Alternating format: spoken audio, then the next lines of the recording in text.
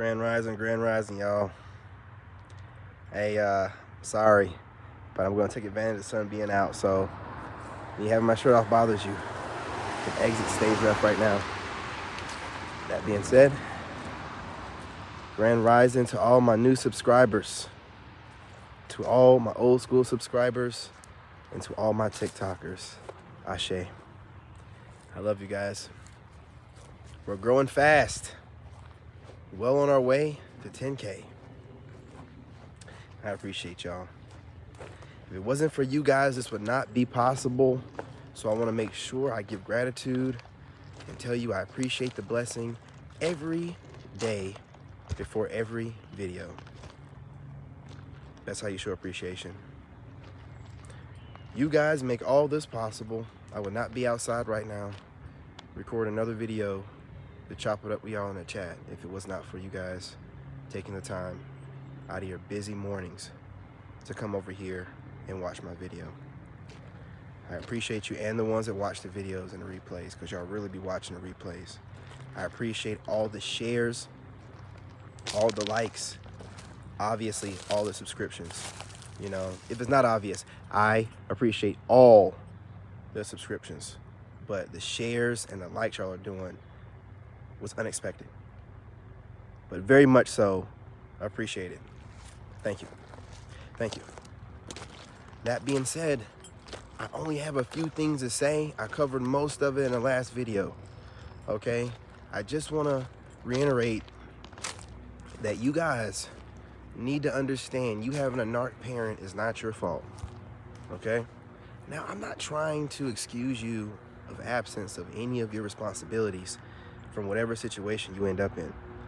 But these narc parents, man, they'll put you in a bad situation.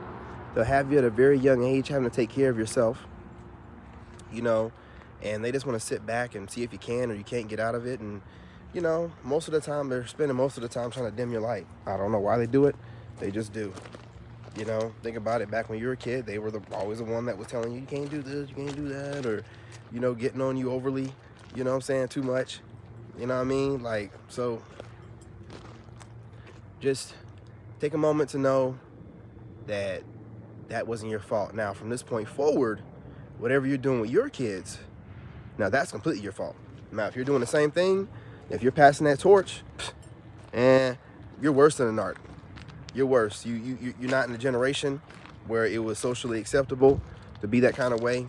You're in a generation where there's awareness, where people are being taught about this, and if you pass that torch, you know, of narcissism onto your kids, then you're just as bad as a parent or worse. Okay? That being said, I was chopping up in the comments. If you happen to be put around one of these narcissistic parents or you know, mother or father-in-laws, you just have to move a certain kind of way, right? Sometimes you have to make that sacrifice on neighbors. That can't be crazy. I told them in like a retirement neighborhood. You got to approach the situation accordingly. You know that they're a narcissist. You know they're going to gaslight you. You know they're going to talk about you. You know they're going to want to get around you and triangulate you and talk about you. So just don't allow them to. So if you're stuck in a situation where you got to, you know, like I was talking to the young lady in the chat, take your kids over to your narcissist, or both parents being narcissistic, you know, just approach it like, try to stay away from as much as possible. Let the kids go inside and see them. You don't have to be underneath the kids. Go outside, go for a walk, whatever you can do. Go sit in the vehicle, get on the phone, talk to somebody you actually like to talk to. Enjoy your time, and then have the kids come outside, which they should during some point in time of the day, because they should get exercise in anyway. And then enjoy your kids outside for a little bit. Obviously, go in and be cordial and civil. While they're trying to gaslight you, just smile, tell them whatever it needs to, bless your heart, whatever, you know, get out of their face. Don't try to get into a pissing contest with them. Either way it goes, they're going to get supply. So the best way to not allow them to get supply and for you to stay in your frame is to eliminate yourself from the situation as much as possible. So like I said, getting outside, going for a walk. Who can say something about you getting your exercise in and going for a walk? Who could say something about you getting outside and getting, you know, some vitamin D? And like, who could talk about that in a bad kind of way?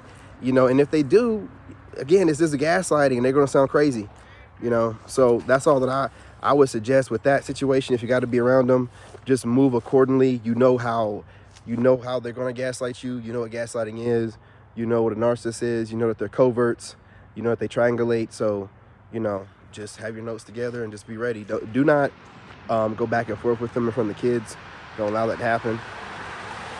Don't let them take you out of your frame in front of the kids. Just allow the kids to go around them, have a good time, and then you just go outside and go for a walk, go talk to your family, your real family on the phone or whatever. You know what I'm saying? Your real friends or whatever, people that you actually care about, and keep it moving.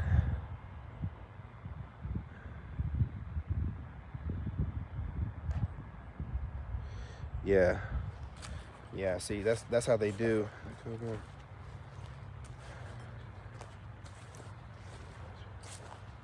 Yeah, they're crazy like that. Man, listen, these coverts, man, look.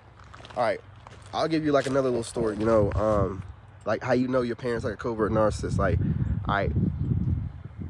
I had to stay with mine for a few months after me and my ex broke up, and it was hell. And I just pretty much stayed in my truck most of the time because I know how he operates, right?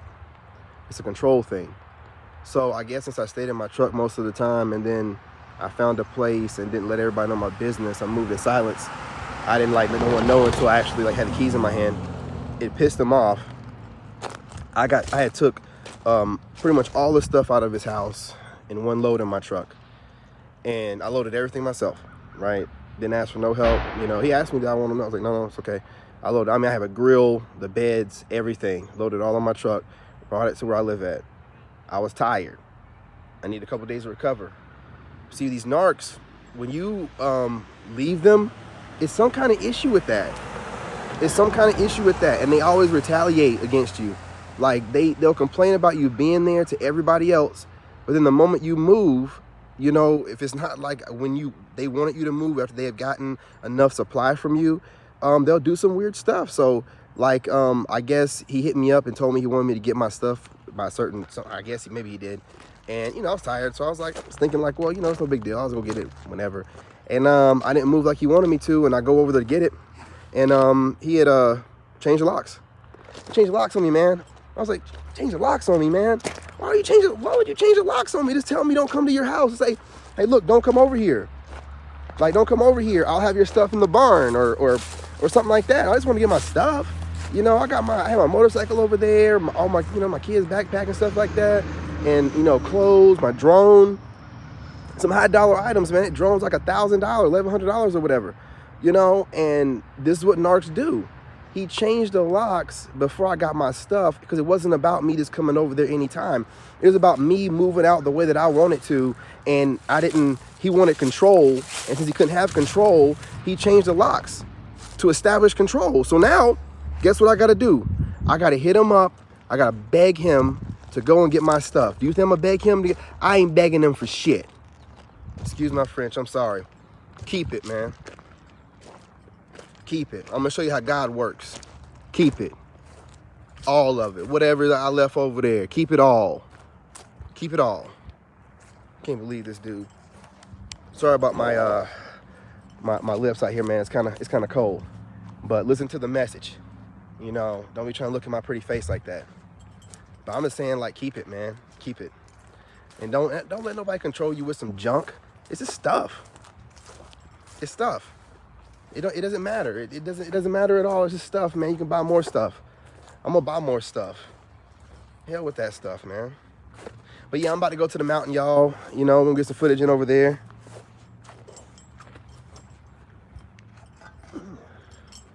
Where's this come from?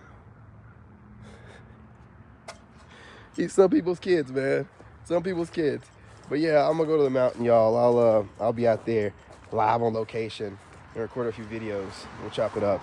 I'll talk to y'all later. Love you. Redneck thing over there.